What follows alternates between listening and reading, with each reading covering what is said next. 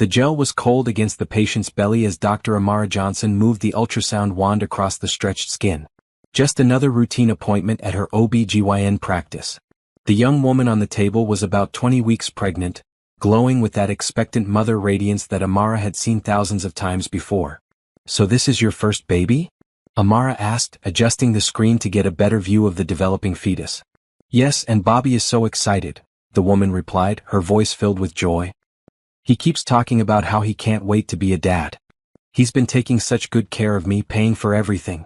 He even got me this expensive apartment so I could be comfortable." Amara's hand froze on the wand. Bobby. Her husband Robert's friends called him Bobby. But that was a common nickname. Lots of men were called Bobby. "That's wonderful," Amara managed, trying to keep her voice steady. "And Bobby is?" "Robert Johnson. He works in corporate management. Such a hard-working man. He travels a lot for business, but he always makes time for me and the baby." The room started spinning. Amara gripped the edge of the examination table, her professional training the only thing keeping her upright. Robert Johnson. Her Robert Johnson. Her husband of 8 years was sitting in the waiting room of her own office while his pregnant girlfriend lay on her examination table. "Dr. Johnson? Are you okay?" the woman asked, noticing Amara's sudden pallor. Amara looked at the patient for the first time, really looked at her. Young, pretty, with long auburn hair and green eyes. Nothing like Amara's own rich brown skin and natural black curls. This was Candace Williams, according to the chart. The name Robert had mentioned casually in conversation about work colleagues. "I'm fine," Amara lied, forcing herself to continue the ultrasound. "Let's see how baby is doing." As she moved the wand, her medical brain automatically noted the measurements, the heart rate, the positioning. 20 weeks and 3 days according to the fetal development. Her hands were shaking slightly as she calculated backward. 20 weeks meant conception happened in late March.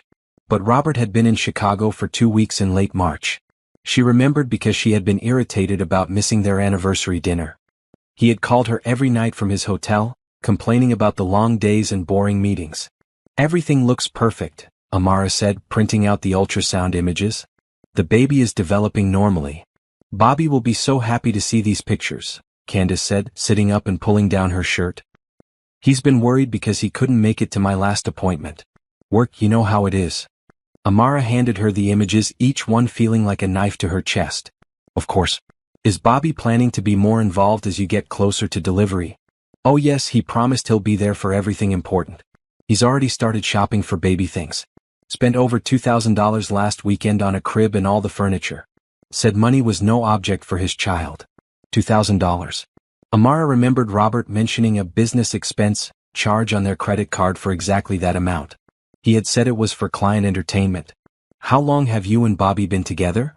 Amara asked, trying to sound casual while her world crumbled around her. "About a year now. We met at a company event. He swept me off my feet, literally. I spilled wine on his shirt and thought he'd be angry, but he just laughed and asked me to dinner to make up for it." Candace's eyes were dreamy with the memory. "He's been nothing but generous and loving ever since." A year. They had been together for a year. While Amara was working long hours building her practice, attending medical conferences, and planning their future, Robert had been building a life with someone else. "Well, everything looks good," Amara said, her voice steady despite the storm raging inside her. "I'll see you back in 4 weeks for your next appointment." "Thank you, Dr. Johnson. Bobby said you were the best doctor in the city. He specifically requested you." The irony was almost too much to bear. Robert had recommended his wife to be his mistress's doctor. The audacity was breathtaking. After Candace left, Amara sat alone in the examination room, staring at the ultrasound machine. The screen still showed the frozen image of the last measurement she had taken. A baby that her husband believed was his, conceived during a time when he was supposedly 3 states away. But Amara knew better. She knew dates, timelines, and biology. Robert couldn't be the father of that baby. Which meant Candace was lying to him just as much as he was lying to Amara. A slow smile spread across Amara's face as the full implications hit her. This wasn't just a betrayal. This was an opportunity. An opportunity for justice, for revenge, and for the truth to finally come out. Robert thought he was playing a game where only he knew the rules. But he had forgotten one crucial detail. His wife was Dr. Amara Johnson, one of the best OB/GYNs in the state. And she had just gained access to information that would change everything. The next patient was already waiting, but Amara needed a moment to process what had just happened. Her marriage was over, that much was clear. But this wasn't going to be a simple divorce. This was going to be a reckoning. And Robert had no idea what was coming. Amara finished her morning appointments on autopilot, her mind racing with possibilities. Each patient seemed to blur together as she forced herself to maintain the professional demeanor that had taken years to perfect. But inside she was calculating, planning, and preparing for what would be the most important case of her life. During her lunch break, she locked her office door and pulled out Candace's medical file. Everything was there in black and white. The dates, the measurements, the timeline that proved Robert couldn't possibly be the father. But she needed more than medical evidence. She needed the whole truth. Amara opened her laptop and began a careful investigation. She started with Robert's credit card statements, which she had access to as his wife. The pattern was immediately obvious once she knew what to look for. Expensive dinners at restaurants she had never been to. Hotel charges in the city where they lived, not business travel destinations. Shopping sprees at jewelry stores and department stores. The apartment rent. There it was, a monthly payment to a luxury complex across town. The same complex where Candace had listed her address on her medical forms. But the timeline was still bothering her. If Robert wasn't the father, who was? And why was Candace so confident that he was?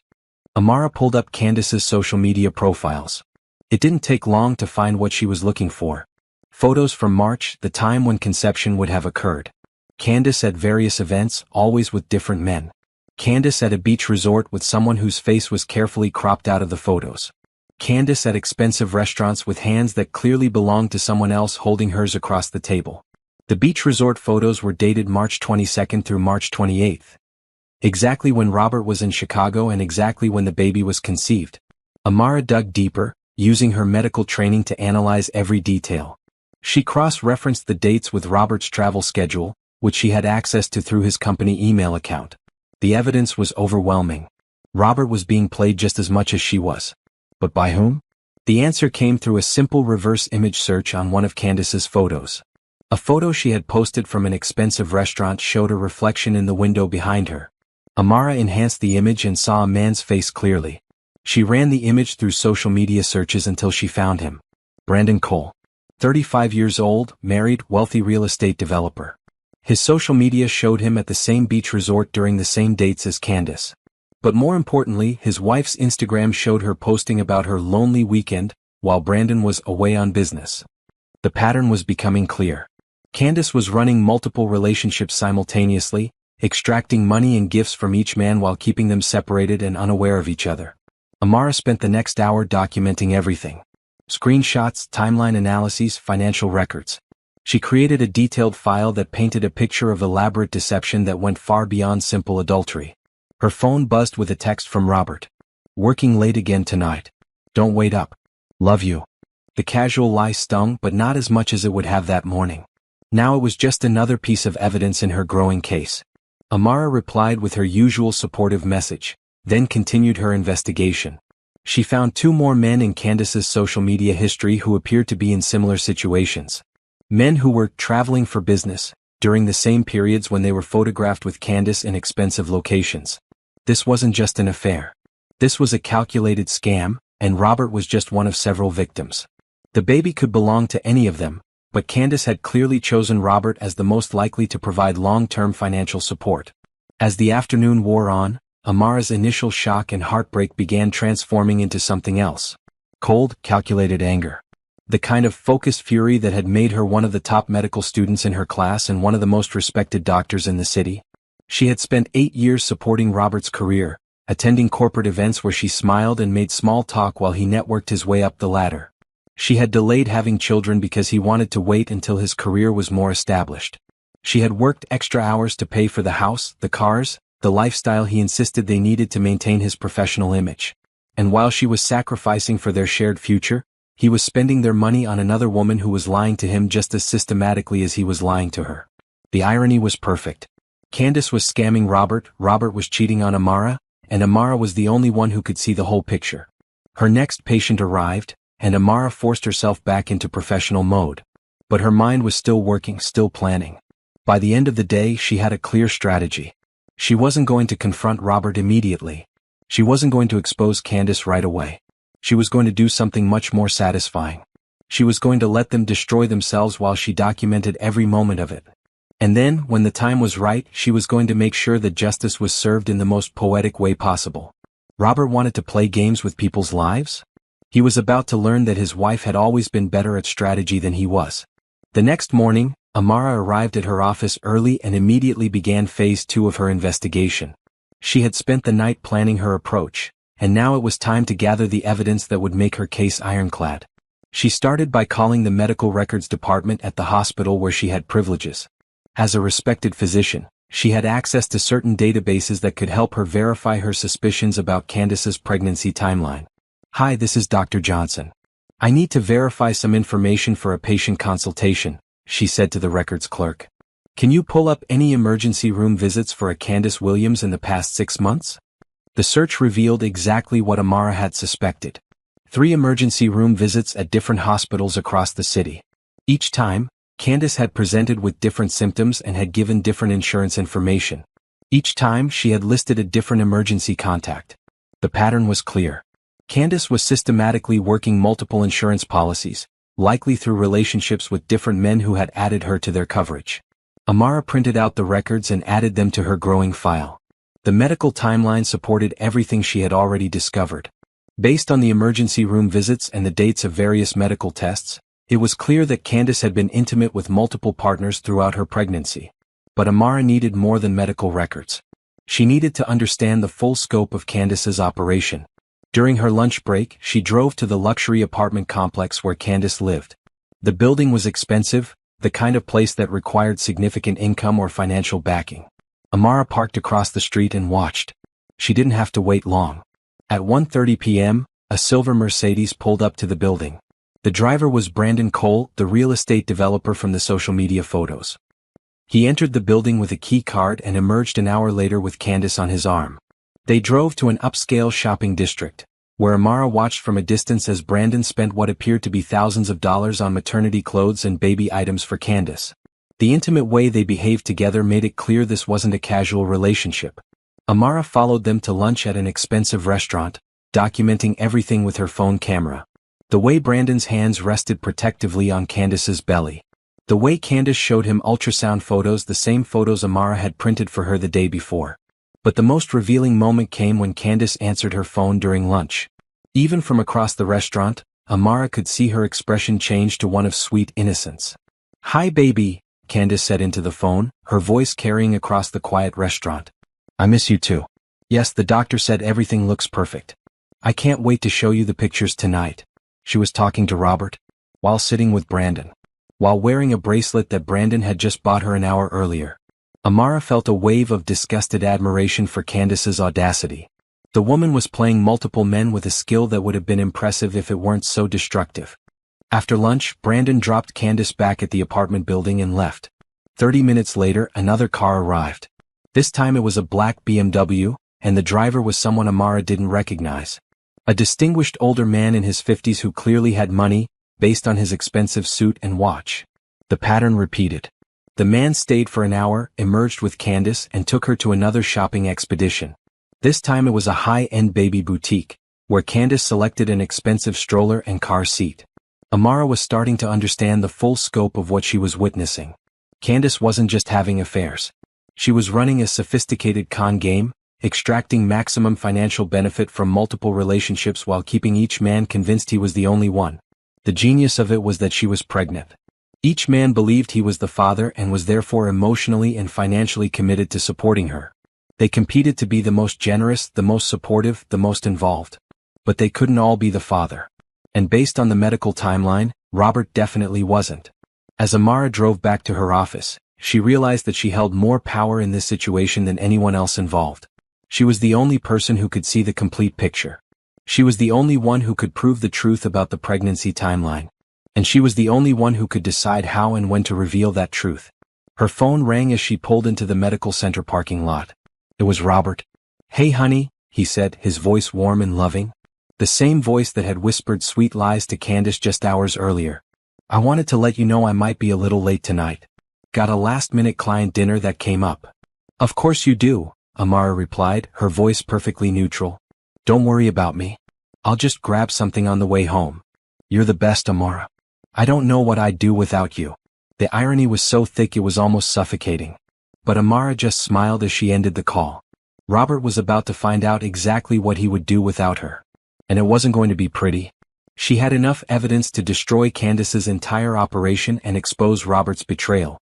But she wasn't ready to play that card yet. She wanted to watch them dig themselves deeper. She wanted to document every lie, every deception, every moment of their elaborate charade. Because when she finally revealed the truth, she wanted it to be so comprehensive and so devastating that there would be no possibility of denial, no chance of explanation, and no hope of redemption. They had chosen to play a game with her life. Now they were going to learn that she was much better at games than either of them had imagined. 2 weeks had passed since Amara's discovery, and she had used every moment to build an unshakable case. Her evidence file now contained financial records, medical documentation, photographs, and a detailed timeline that revealed the full extent of both Robert's betrayal and Candace's sophisticated scam operation. During that time, Robert had become increasingly absent, his excuses more elaborate and his lies more frequent. He claimed work was demanding more travel, more client dinners, more weekend conferences. Amara played the supportive wife perfectly, never questioning, never confronting, never revealing that she knew exactly where he was and what he was doing. Meanwhile, she had discovered 2 more men in Candace's rotation. A divorced lawyer named James who was paying for Candace's medical expenses, and a widowed businessman named Paul who had recently bought her a new car. Each man believed he was the father of her baby. Each man was competing to prove his devotion through increasingly expensive gestures. But Amara had also uncovered something else. Something that would make her revenge even sweeter. Candace was scheduled for her next appointment in 3 days. And according to the timing, this would be the appointment where they could determine paternity through advanced fetal DNA testing if the father was present. Amara had spent days crafting the perfect plan. She called Candace's phone number, which she had obtained from her medical records. "Hi Candace, this is Dr. Johnson's office," Amara said, disguising her voice slightly with a professional tone. "I'm calling to confirm your appointment on Thursday and to let you know about an exciting opportunity." "Oh hi," Candace replied. "Yes, I'll be there Thursday at 2 p.m. Perfect. Now, I wanted to let you know that we've recently acquired new equipment that allows us to perform non-invasive paternity testing as early as 22 weeks. Since you mentioned that Bobby is excited about the pregnancy, we thought you might want to take advantage of this service." There was a pause on the other end of the line. "Paternity testing?" "Oh yes, it's completely routine now. Many couples request it, especially when the father wants official documentation for insurance purposes or legal planning. The test is simple, accurate, and completely safe for both mother and baby." I'm not sure Bobby would be interested in that," Candace said, her voice suddenly uncertain. "Actually, we've already spoken with him about it," Amara lied smoothly. "He was very enthusiastic and specifically requested that we schedule the test during your next appointment. He said he wanted to be there for the results." Another pause, longer this time. "Bobby said that?" "Yes, he called yesterday asking about our testing capabilities. He seemed very eager to have official confirmation. He'll be here Thursday at 2 p.m. as well. We'll do your regular ultrasound first, then the paternity test. The results are available immediately, so you'll both know before you leave the office." Amara could practically hear Candace's mind racing through the phone. "Dr. Johnson, maybe we should reschedule. I'm not feeling well this week and I think—" "Oh, I'm afraid that won't be possible," Amara interrupted. "Bobby was very insistent about the timing, and our schedule is completely booked for the next month. Plus, the testing window is optimal right now. Waiting any longer could affect the accuracy. But I really don't think—" "Candace, is there something you're concerned about? The test is completely routine and safe. Unless there's some reason you'd prefer not to have paternity confirmed?" The silence stretched on for nearly a minute. When Candace finally spoke, her voice was small and strained. "No, of course not. I wasn't expecting it, that's all. I understand. It can be overwhelming when everything happens so quickly. But Bobby seemed so excited about having official proof that he's the father. He kept talking about how he wanted to frame the results and put them in the baby's room." "He said that?" "Oh yes. He was quite emotional about it, actually. Said it would make everything feel more real for him." Amara was laying it on thick, but she could tell it was working. Candace was trapped between her lies to Robert and her fear of being exposed. If she tried to cancel or avoid the appointment, it would raise suspicions with Robert. But if she went through with it, her entire operation would be exposed. "Okay," Candace said finally, her voice barely audible. I'll be there Thursday at 2 p.m. Wonderful. And just to confirm, Bobby will be joining you for both the ultrasound and the paternity test, correct? Yes, Candace whispered. Perfect. We'll see you both Thursday. Have a great day, Candace. Amara hung up and immediately called Robert's office. Johnson Industries, this is Robert Johnson's line, came his familiar voice. Hi, honey, Amara said sweetly. I hope I'm not interrupting anything important. Never too busy for you, babe. What's up? I just wanted to remind you about Thursday afternoon. You said you had that important meeting, and I wanted to make sure it wasn't going to run late. There was confusion in Robert's voice. Thursday afternoon? I don't think I have anything special scheduled. Oh, maybe I misunderstood. I thought you mentioned something about a 2 p.m. appointment that was really important to you. Something about documentation and making things official? She could practically hear the gears turning in Robert's head as he tried to figure out what she was talking about. I'm sorry, honey, but I really don't know what you mean. I don't have any appointments Thursday afternoon. That's strange. Well, if you're free, would you like to grab a late lunch? I have a gap in my schedule around 2:30. Sure, that sounds great. Where did you want to meet? How about we meet at my office? I can show you around the new examination rooms we just finished renovating. Your office? That's unusual, but okay. I'd love to see what you've been working on. Perfect. I'll see you Thursday at 2:30. I think it's going to be a very memorable afternoon. After hanging up, Amara sat back in her chair and smiled. Everything was falling into place perfectly. Thursday at 2 p.m., Candace would arrive expecting to somehow navigate a paternity test that would expose her lies. At 2:30, Robert would arrive expecting a casual lunch with his wife. Instead, they would both find themselves face to face with the truth. And Amara would be there to watch it all unfold. The confrontation was set. The trap was ready. And in 3 days, the elaborate house of lies that Robert and Candace had built would come crashing down around them. Thursday arrived with bright spring sunshine streaming through the windows of Amara's medical office. She had spent the morning seeing patients, but her mind was focused entirely on what was about to unfold at 2 p.m. She had rehearsed every possible scenario, prepared for every contingency, and documented everything that led to this moment. At 1:55 p.m., Amara dismissed her nursing staff for an extended lunch break. She wanted to handle this confrontation personally, with no witnesses except the security cameras that recorded everything in her examination rooms for liability purposes. Candace arrived exactly on time, looking nervous and fidgety. She wore a flowing maternity dress that emphasized her growing belly, and her usually perfect makeup couldn't quite hide the dark circles under her eyes. Hi, Dr. Johnson, Candace said, her voice shaky. I'm here for my appointment. Of course, Candace. Come right in, Amara replied with professional warmth. How are you feeling today? Fine, I guess. Maybe a little anxious about the test. Amara led her into the examination room and gestured to the chair. Please have a seat. Before we begin, I wanted to ask you about Bobby. Is he running late? Candace's face went pale. Actually, I called him this morning and told him he didn't need to come after all. I said I changed my mind about the test. Oh. Amara raised an eyebrow. That's interesting. Because he called me an hour ago to confirm that he'd be here. He seemed very excited about it. He called you? Yes. In fact, he should be arriving any minute now. He said he wouldn't miss this for the world. Candace started to stand up. Dr. Johnson, I think there's been a misunderstanding. I really don't want to do the paternity test today. Maybe we could just do a regular ultrasound and... Candace, Amara said, her voice taking on a firmer tone. Sit down. We need to talk. Something in Amara's expression must have warned Candace that running wasn't an option. She sank back into the chair, her hands trembling. I've been your doctor for several months now, Amara continued, and I've been very thorough in reviewing your medical history and the timeline of your pregnancy. I don't understand what you're getting at. I think you do. The baby you're carrying was conceived between March 22nd and March 28th. During that exact period, Bobby was in Chicago on business.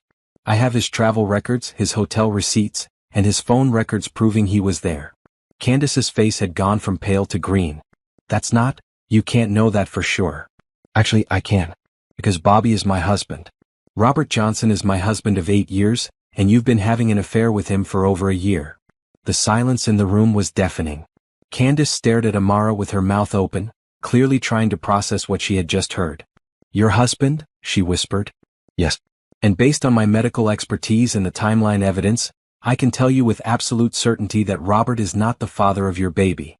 But he has to be. The timing? The timing is wrong, Candace. But you already know that, don't you? Because you know exactly who the real father is. Before Candace could respond, there was a knock on the door. Amara checked her watch. 2:30 exactly. That would be Robert, she said calmly. Come in. The door opened and Robert walked in with a cheerful smile. Hey honey, sorry I'm a few minutes late. Traffic was. He stopped mid-sentence when he saw Candace sitting in the chair. His face went through a series of expressions. Confusion, recognition, shock, and finally terror. Candace? What are you? How do you? He looked back and forth between the two women, his mind clearly struggling to make sense of the situation. Hello, Bobby, Amara said, using his nickname with cold precision. I was just explaining to Candace here that you're not the father of her baby. Robert's mouth opened and closed like a fish out of water. Amara, I can explain. Can you? Can you explain how you've been spending our money on apartment rent for your pregnant girlfriend? Can you explain the $2,000 in baby furniture you bought last month? Can you explain why you've been lying to me every single day for over a year? It's not what it looks like. Really? Because it looks like you've been having an affair with a woman who has been scamming multiple men by pretending they're all the father of her baby. Robert turned to stare at Candace. Multiple men? What is she talking about? Candace was crying now, mascara running down her cheeks. Robert, I can explain. It's not like that. Actually, it's exactly like that, Amara said, pulling out a thick folder. Would you like to see the evidence? The photos of Candace with Brandon Cole at the beach resort during the conception period? The receipts from James Patterson paying for her medical expenses? The car purchase records from Paul Williams? Robert sat down heavily in the other chair. You've been with other men? Robert, please, you have to understand. How many? He demanded, his voice rising. How many men have you been telling this story to? It's not a story. I do care about you.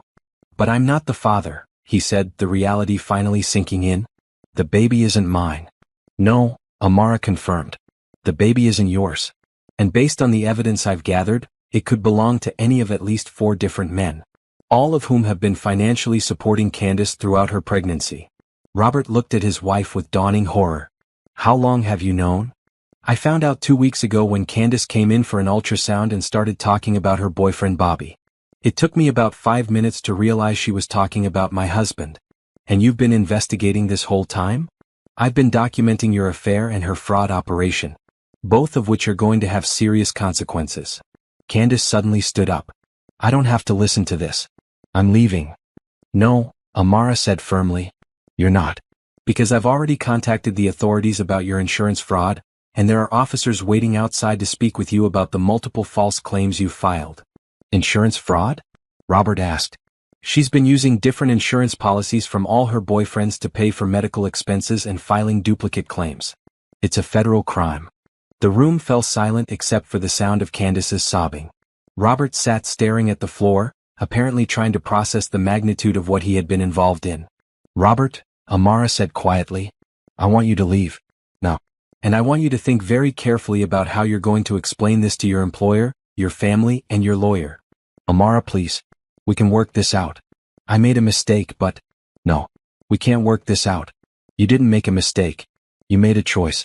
Every day for over a year, you chose to lie to me, steal from me, and betray me. And now you're going to live with the consequences of those choices. Robert stood up slowly, his face gray with shock. What are you going to do? I'm going to divorce you. I'm going to make sure everyone knows exactly what kind of man you are. And I'm going to make sure that both you and Candace face the full legal consequences of your actions. As Robert stumbled toward the door, Amara called after him. Oh, and Robert? Don't bother coming home tonight. I've changed the locks. The door closed behind him, leaving Amara alone with Candace and the sound of sirens approaching in the distance. The trap had sprung perfectly. And now the real justice would begin. The police interview with Candace lasted 3 hours. Amara watched from her office window as they led her away in handcuffs, her elaborate maternity outfit looking ridiculous against the stark reality of her arrest. The insurance fraud charges were just the beginning of Candace's legal troubles. That evening, Amara sat in her home office, surrounded by legal documents and her laptop open to multiple financial accounts. She had spent weeks preparing for this moment, and now it was time to execute the second phase of her plan. Robert had called 17 times since leaving the medical office. Each voicemail was more desperate than the last, progressing from anger to bargaining to outright begging. Amara deleted each one without listening to more than a few seconds. Her lawyer, Patricia Montenegro, arrived at 7 p.m. with a briefcase full of papers and a grim smile. "I've reviewed all the evidence you provided," Patricia said, setting up her laptop on Amara's dining room table. "This is going to be the most straightforward divorce case I've ever handled. The financial infidelity alone gives us grounds for a favorable settlement, but the documentation you've gathered goes far beyond that." "What about the joint accounts?" Amara asked. "Already frozen as of this afternoon. I filed emergency motions based on the evidence of financial fraud. Robert won't be able to access any of the marital assets until this is resolved." Amara felt a cold satisfaction at this news. "And the house?" "Yours. The mortgage payments came primarily from your income, and you can prove that Robert was using joint funds for his affair. The court will almost certainly award you the house and most of the other assets." They worked late into the night, going through every detail of Robert's betrayal and its financial impact. Patricia was thorough, documenting not just the money Robert had spent on Candace, but also the opportunity costs, the emotional damages, and the impact on Amara's medical practice. "There's something else," Patricia said as they finished reviewing the last of the financial records. "The insurance fraud case against Candace is bigger than just your husband. The prosecutors found evidence that she's been running this scam for over 3 years, involving dozens of men and hundreds of thousands of dollars in fraudulent claims. How long will she go to prison? With this level of systematic fraud? Probably 8 to 10 years minimum. And that's if she pleads guilty. If she fights it, she could be looking at 15 to 20. Amara nodded. It was more than she had hoped for, but it felt appropriate. Candace had built her entire adult life around manipulating and deceiving men. Now she would have plenty of time to think about the consequences of those choices. "What about Robert's job?" Amara asked. "That's where things get interesting," Patricia said with a smile. "I did some research on his company's ethics policies. Johnson Industries has very strict rules about financial impropriety and moral conduct. When they find out about the affair and the potential legal implications, they'll almost certainly terminate him." "Will they find out?" "They will when the divorce proceedings become public record. And when Candace's case goes to trial and Robert is called as a witness. His name will be all over the news coverage." The thought of Robert losing his job should have made Amara feel guilty. Instead, she felt nothing but cold satisfaction. He had risked everything for a woman who was using him, and now he would lose everything as a result. Over the next few days, Amara's plan unfolded with clockwork precision. The divorce papers were served at Robert's office, ensuring maximum embarrassment in front of his colleagues. The local news picked up the story of Candace's arrest, mentioning Robert by name as one of her victims. But Amara wasn't content with passive revenge. She had spent years in Robert's professional circle, attending company events and building relationships with his colleagues and their wives. Now she used those relationships strategically. She called Robert's boss, Thomas Mitchell, whom she had known for years. "Thomas, this is Amara Johnson," she said when he answered his phone. "I wanted to give you a heads up about something before you hear it from someone else." "Amara, good to hear from you. What's going on?" "I'm afraid Robert and I are getting divorced. I thought you should know because there might be some complications that could affect his work." There was a pause. "I'm sorry to hear that, Amara. Is there anything the company should be concerned about?" "Well, there are some financial irregularities that my lawyer is investigating. And Robert is apparently going to be called as a witness in a federal fraud case. I just thought you should know in case it impacts his security clearance or his ability to travel for work." "A federal fraud case? Amara, what exactly is going on?" Amara explained the situation in carefully measured terms, focusing on the facts rather than the emotions. She mentioned the affair only in the context of the financial betrayal, and she emphasized the legal implications rather than the personal drama. "I understand this puts you in a difficult position," she concluded. "I just thought you deserved to know the truth before making any decisions about Robert's future with the company." Thomas thanked her for the call and promised to look into the situation. Amara knew that by the end of the day, Robert would be called into a meeting with HR. She made similar calls to several other key figures in Robert's professional network. Each conversation was brief, factual, and devastating to Robert's reputation. By the time she was finished, everyone who mattered in his career knew that he was facing a messy divorce, potential legal troubles, and serious questions about his judgment and character. That evening, Robert showed up at her front door. She watched through the security camera as he stood on the porch, looking disheveled and desperate. His usually perfect hair was messy, his expensive suit was wrinkled, and he looked like he hadn't slept in days. Amara opened the door but left the chain lock engaged. "What do you want, Robert?" "Amara, please. We need to talk. I lost my job today. They put me on administrative leave pending the outcome of the legal proceedings. That's unfortunate for you. Please just let me explain. I know I screwed up, but I can fix this. We can work through this together." "Together?" Amara's voice was incredulous. "Robert, there is no together. There is no us. There's just you dealing with the consequences of your choices. But I love you. I never loved her. It was a mistake. A stupid, terrible mistake. It wasn't a mistake. It was a choice. You chose to lie to me every day for over a year. You chose to spend our money on another woman. You chose to plan a future with her while pretending to build one with me. I can make it up to you. I'll do anything. I'll go to counseling, I'll change. Robert," Amara interrupted. "The woman you had an affair with is going to prison for fraud. She was scamming you just like she was scamming 3 other men. You weren't special to her. You were just another mark in her con game." She watched his face crumble as the full impact of his situation hit him. "But the baby isn't yours. Will never be yours. And even if it was, it wouldn't matter. Because you and I are done. Forever. Amara, please. I have nowhere to go. I can't afford my own place without my job and with the legal fees. That's not my problem anymore. You should have thought about that before you decided to throw away everything we built together." She closed the door and walked away, leaving Robert standing on the porch. Through the window, she watched him sit down on the steps and put his head in his hands. For the first time since this whole ordeal began, Amara felt truly free. The anger was gone, replaced by a sense of justice served and a future full of possibilities. Robert had gambled everything on a lie and he had lost. Now Amara could finally focus on rebuilding her life without him. The weeks following the confrontation brought a cascade of legal consequences that exceeded even Amara's expectations. She had anticipated that Robert and Candace would face some repercussions for their actions, but the scope of their troubles grew larger each day. Candace's case became a media sensation when prosecutors revealed the full extent of her operation. She had been running cons on wealthy men for nearly 4 years, extracting over $800,000 in cash, gifts, and fraudulent insurance claims. The investigation revealed fake pregnancies, staged miscarriages, and elaborate stories designed to maximize sympathy and financial support.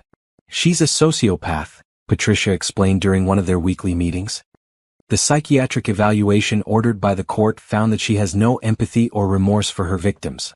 She genuinely believes she was entitled to their money because she provided them with companionship and affection. Amara reviewed the case files that Patricia had obtained through discovery. The pattern was always the same. Candace would target successful, lonely men who were either divorced or unhappily married. She would present herself as vulnerable and in need of protection, then slowly extract larger and larger amounts of money through carefully crafted stories and manufactured crises. "What about the pregnancy?" Amara asked. "Have they determined who the father actually is?" "Brandon Cole, the real estate developer. The DNA test confirmed it last week. Apparently he's married with 2 other children, and his wife filed for divorce the day after the results came back." The irony wasn't lost on Amara. Candace's pregnancy, which she had used as a weapon to manipulate multiple men, had ultimately become the evidence that destroyed her entire operation. Robert's situation was deteriorating just as rapidly. Johnson Industries had not only terminated his employment but was also pursuing civil action to recover funds they claimed he had misappropriated. The investigation revealed that Robert had used company credit cards and expense accounts to pay for some of his activities with Candace. "He's looking at potential criminal charges for embezzlement," Patricia reported. "The company is claiming he falsified expense reports and used corporate accounts for personal expenses related to his affair." Amara felt no sympathy for Robert's plight. He had made his choices with full knowledge of the potential consequences.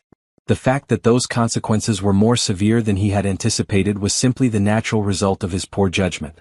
The divorce proceedings were moving forward with remarkable speed. Patricia had filed for expedited processing based on the evidence of financial infidelity and fraud.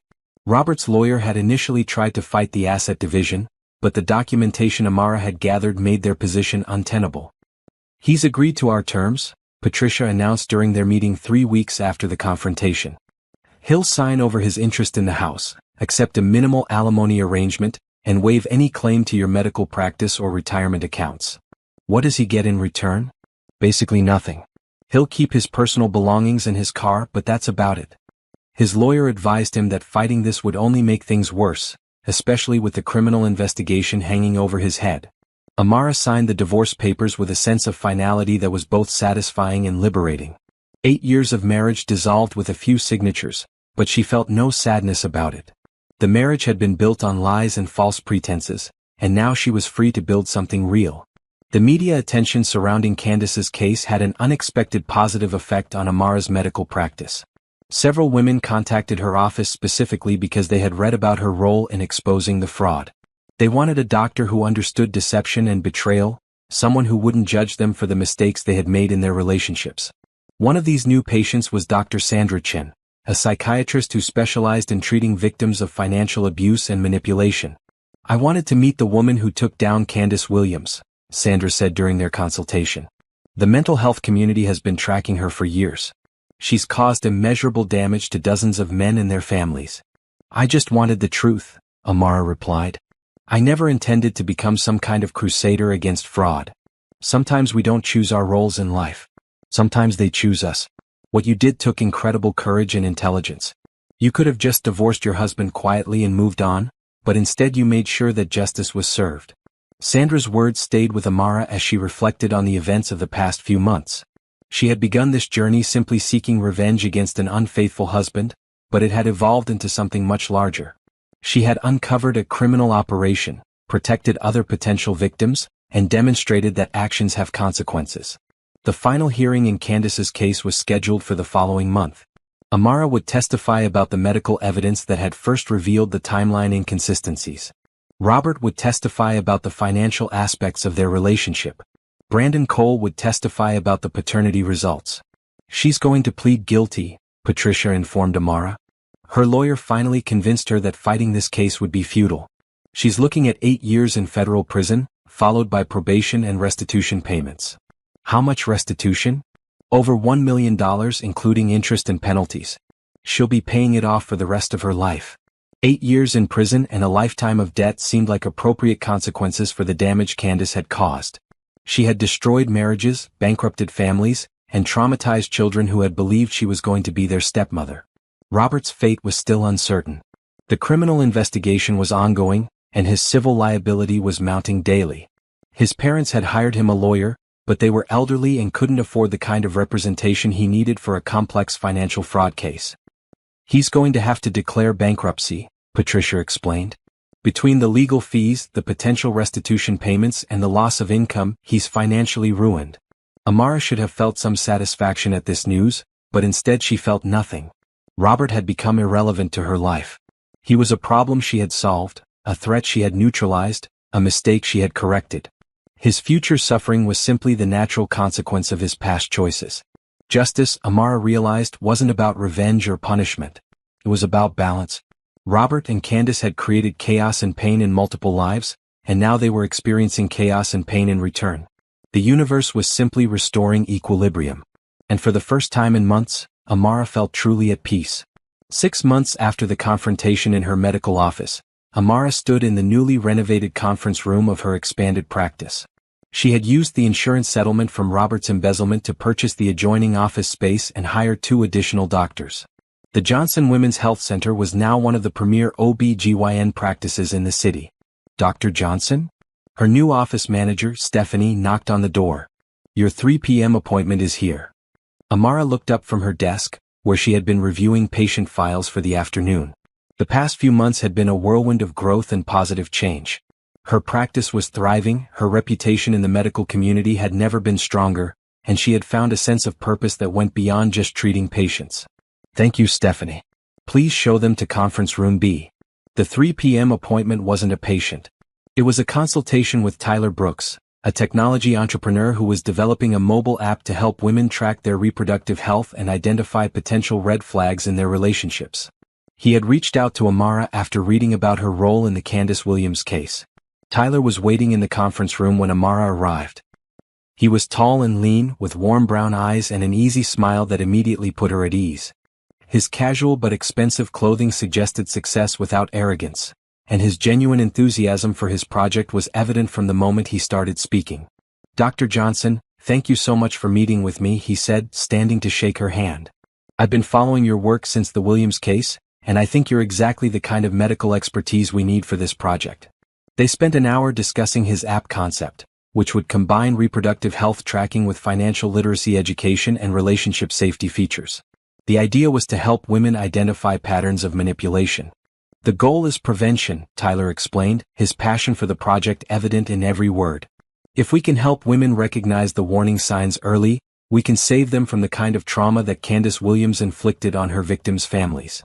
Amara found herself impressed not just by Tyler's business acumen, but by his genuine desire to help people. He had lost his sister to an abusive relationship 5 years earlier, and he was determined to use his technical skills and resources to prevent other families from experiencing similar tragedies. "What made you think of approaching me specifically?" Amara asked. "Your case study has become required reading in several business ethics courses," Tyler replied. "The way you methodically gathered evidence, built a comprehensive case, and executed a strategy that brought justice to multiple victims. It's brilliant. But more than that, you did it while maintaining your professional integrity and focusing on helping people rather than just seeking revenge." They agreed to work together on the project, with Amara serving as the chief medical advisor and Tyler handling the technical development and business aspects. It was exactly the kind of meaningful work she had been looking for, a way to use her experience to help other women avoid similar situations. Over the following weeks, Amara and Tyler met regularly to develop the app's features and content. Their professional relationship gradually evolved into something more personal as they discovered shared interests and values beyond their work. Tyler was different from Robert in every meaningful way. Where Robert had been charming but manipulative, Tyler was genuine and straightforward. Where Robert had been focused on status and appearances, Tyler was focused on substance and impact. Where Robert had been secretive about his activities and intentions, Tyler was completely transparent about his past, his goals, and his feelings. "I've been divorced for 3 years, Tyler told her during one of their dinner meetings. "My ex-wife left me for someone with more money and social connections. It was devastating at the time, but looking back, I can see that we wanted completely different things from life." "Do you miss being married?" Amara asked. "I miss the idea of partnership, of building something meaningful with someone who shares your values. But I don't miss the constant conflict and disappointment of being with someone who didn't really see me for who I am." His honesty about his past and his emotional intelligence in discussing relationships was refreshing after years of Robert's manipulation and deception. Tyler treated Amara as an equal partner in every aspect of their collaboration, valuing her opinions and expertise without any hint of condescension or competitiveness. The app development was progressing well, with a beta version scheduled for testing in 3 months. They had assembled a team of developers, designers, and medical consultants who were all passionate about the project's mission. "We've got interest from several major investors," Tyler reported during one of their weekly meetings. "But I want to make sure we maintain control over the project's direction and values. This isn't about making money. It's about making a difference." Amara appreciated his commitment to the project's integrity. Too many potentially beneficial technologies got corrupted by investors who were more interested in profit than impact. Their relationship crossed from professional to personal on a Thursday evening in late fall. They had been working late on the app's content when Tyler suddenly looked up from his laptop. "Amara, can I ask you something personal?" "Of course." "Do you ever think about what your life would have looked like if you hadn't discovered Robert's affair? If you had never found out about Candace?" Amara considered the question carefully. "I think I would have lived a lie for years, maybe decades.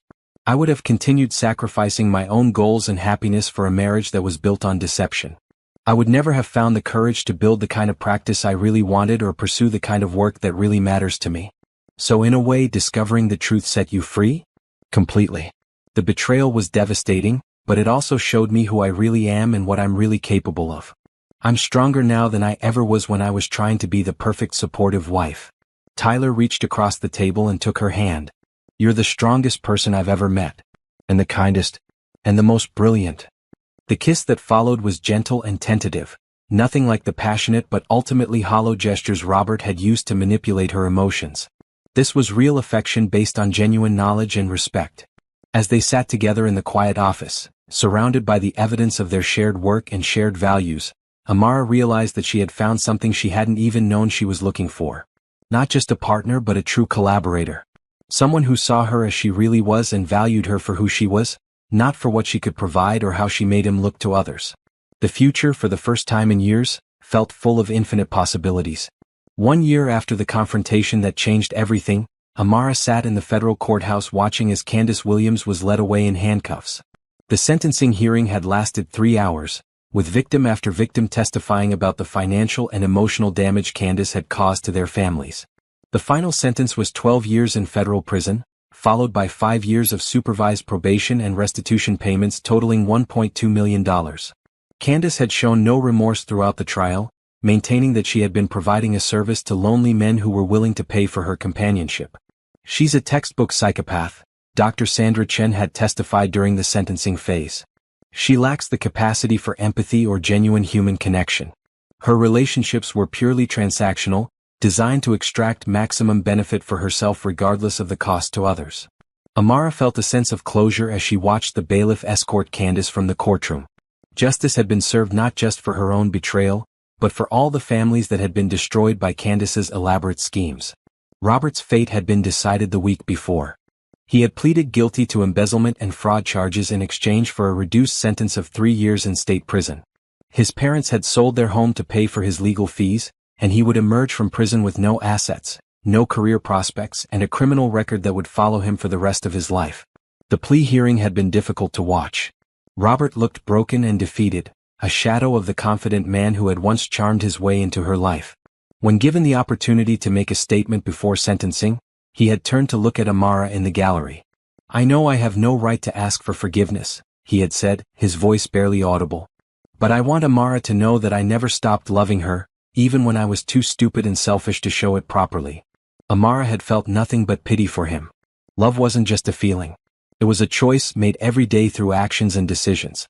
Robert had chosen deception over honesty, selfishness over partnership, and immediate gratification over long-term commitment. His claim to love her was just another lie, told to make himself feel better about his choices.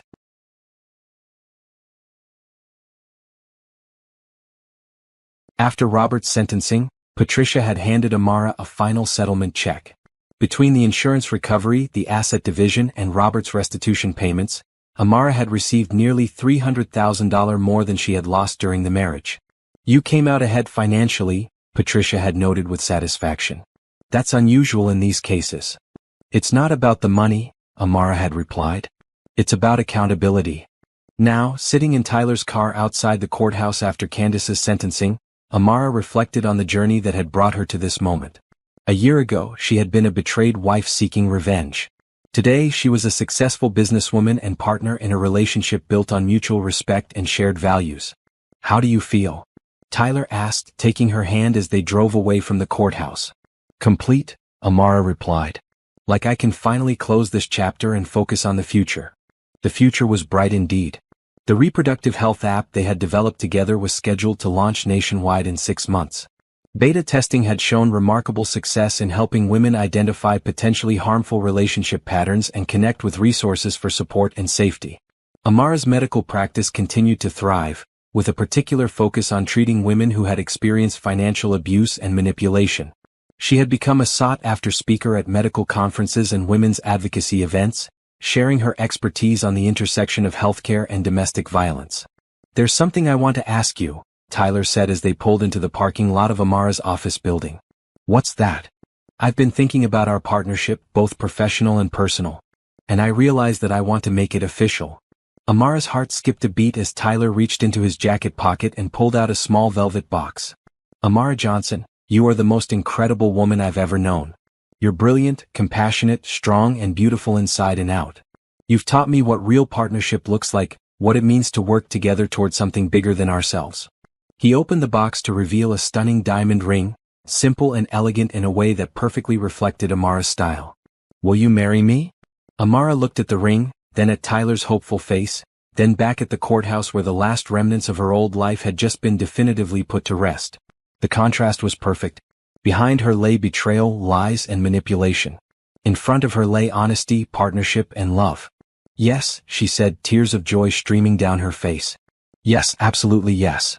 As Tyler slipped the ring onto her finger, Amara thought about the journey that had brought her to this moment. Robert's betrayal had been devastating, but it had also been the catalyst that freed her to become the person she was always meant to be. She had sought revenge and found justice. She had lost a marriage and found a partnership. She had been betrayed and discovered strength she never knew she possessed. The woman who had sat in that examination room a year ago, staring at her husband's pregnant mistress, had been a victim. The woman wearing Tyler's ring was a survivor, a success story, and a force for positive change in the world. Justice hadn't just been served. It had been transcended. 2 years after discovering Robert's affair, Dr. Amara Brooks stood at the podium of the National Conference on Women's Health, addressing an audience of over 500 medical professionals and advocates. Her presentation, titled From Victim to Victory, Recognizing and Addressing Financial Abuse in Healthcare Settings, had become one of the most requested talks in her field. Statistics show that financial abuse occurs in 90% of domestic violence cases, Amara told the audience, her voice clear and confident. As healthcare providers, we are often the first professionals to interact with victims who may not even realize they're being manipulated. Our job is not just to treat medical symptoms, but to recognize patterns that might indicate broader problems in our patients' lives. The presentation included case studies from her own practice, anonymized but powerful examples of how medical professionals could identify and address signs of financial exploitation. The reproductive health app she and Tyler had developed was now being used by over 100,000 women nationwide, with documented success in helping users identify potentially harmful relationship patterns. After her presentation, Amara was approached by Dr. Michael Rodriguez, the director of the National Institute for Women's Health Research. Dr. Brooks, I've been following your work since the Williams case, he said. We're launching a new initiative to study the intersection of healthcare and financial abuse, and we'd like you to lead the research team. It was exactly the kind of opportunity Amara had dreamed of. The chance to make a difference on a national scale, to use her experience and expertise to help protect other women from the kind of manipulation she had experienced. I'm very interested, she replied. But I'd need to discuss it with my husband. We have several ongoing projects that would need to be coordinated. The word husband still felt new and wonderful. She and Tyler had married 8 months earlier in a small ceremony surrounded by close friends and family. Their partnership had only grown stronger as they built their life together, combining their professional goals with a personal relationship based on complete honesty and mutual support. That evening, Amara returned home to the house she and Tyler had bought together. It was larger than the house she had shared with Robert, but it felt warmer and more welcoming. Every piece of furniture, every decoration, every detail had been chosen together, reflecting their shared values and aesthetic preferences. Tyler was in the kitchen preparing dinner when she arrived, an apron tied around his waist and a glass of wine waiting for her on the counter. How was the conference? He asked, kissing her cheek as she settled onto a bar stool. Amazing. The response to the presentation was incredible, and I got an offer to lead a national research initiative. Tyler's face lit up with pride and excitement. That's fantastic. Tell me everything. As they discussed the opportunity over dinner, Amara marveled at the difference between this conversation and the one she used to have with Robert. Tyler listened carefully, asked thoughtful questions, and helped her think through the implications and possibilities.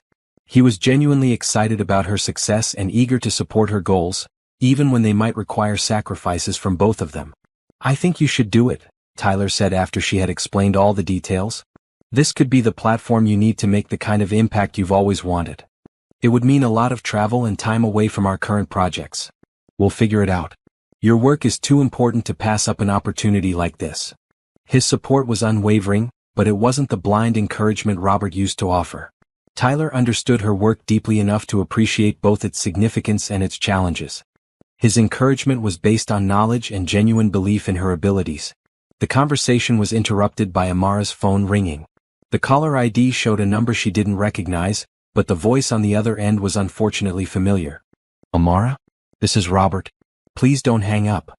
Amara looked at Tyler, who nodded encouragingly. They had discussed the possibility that Robert might try to contact her after his release from prison, which had happened 2 months earlier. What do you want, Robert? I need your help. I know I have no right to ask, but I'm desperate. I can't find work anywhere, and I'm about to be evicted from my apartment. I thought maybe you could write a letter of recommendation or put in a good word for me somewhere. The audacity was breathtaking. After everything he had done, after all the lies and betrayal and destruction, he was asking her to help him rebuild his life. Robert, I'm going to say this once very clearly. You made your choices. You lied to me, stole from me, and destroyed our marriage for a woman who was using you just as much as you were using me. The consequences you're facing now are the direct result of those choices. I know, but I'm not finished. I built a new life after you destroyed our old one.